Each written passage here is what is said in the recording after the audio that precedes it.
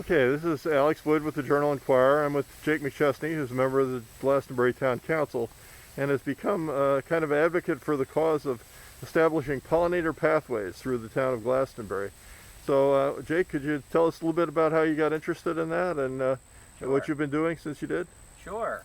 So, towards the beginning of the year, I was just going through some videos online and came across a lecture by an individual named Doug Tellamy, who's a professor out in the Northwest, an entomologist.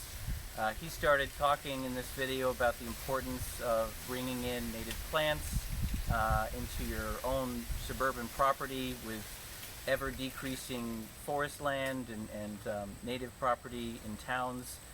So if you can bring in some native plants into your own personal property, we can start to combat that issue and help our local flora and fauna, especially our insect population, which is basically the backbone of our ecosystem.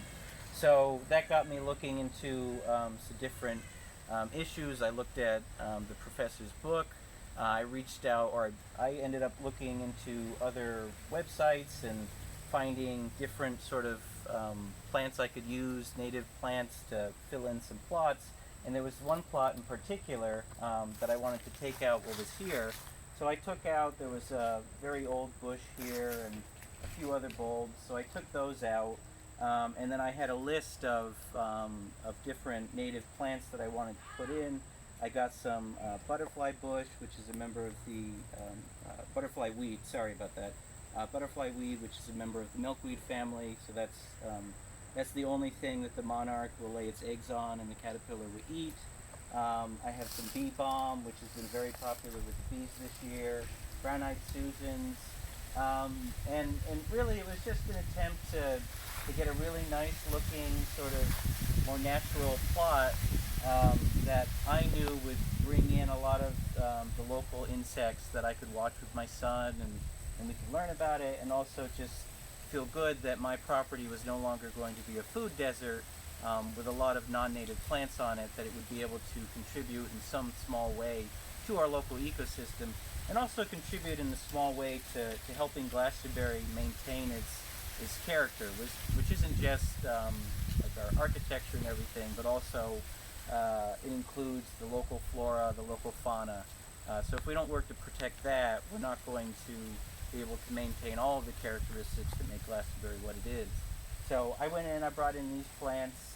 It was a real big success. We've still got, now it's even mid-September, we still have bees swarming the mountain mint, and it's just been a really fun project to bring in and to see that it's been successful. Yeah, I think you mentioned that you saw your first ever hummingbird in this garden. Yep. We have, there's a Monardia bee balm over here, and I don't think I'd ever seen a hummingbird in my life, and I've seen him multiple times now whenever I'm saying goodbye to my son in the morning, going to daycare, or at other times just buzzing around here.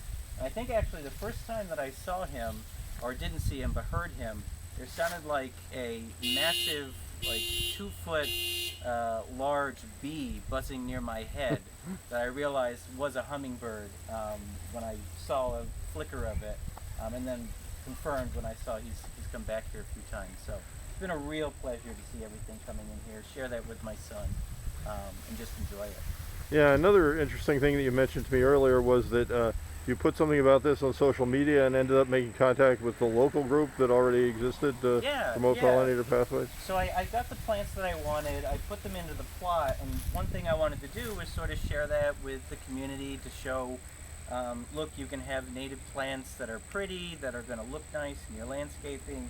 So I ended up taking a picture after I planted it. I posted that on one of our community forums, and I saw that one of the person who liked it and commented had some background with trying to bring in some pollinator habitat to town, and that was one thing that this project really queued up in my mind as a council member, trying to figure out what might I be able to do to help our town increase that habitat. So I reached out to that person, found that they were part of this pollinator pathways group that had formed about a year ago, and so I had a lot of conversations with them. I reached out to some members of other groups like our Partners in Planting group and some commissions, and spoke with our town manager to try to figure out what we might be able to do as a community to sort of encourage increasing our habitat, both doing it town-wide on our properties that the town owns, and also sort of having some educational opportunities for the town in general. I had a great conversation with the town manager. He was able to work with our parks department and other staff. They've been able to work with our Pollinator Pathways group, and my understanding is they're identifying some plots in town to sort of bring that habitat in a way that would be good and educational. And also the town's created some educational materials on its website regarding native plants, identifying not just non-native but more importantly invasive species that might be problematic on properties. So it's been a really fun exercise this summer, and a great way to see how we could as a community sort of increase this important habitat. Well, thank you very much, Jake. Really appreciate your time and telling us about those things. Of course, it's been a pleasure.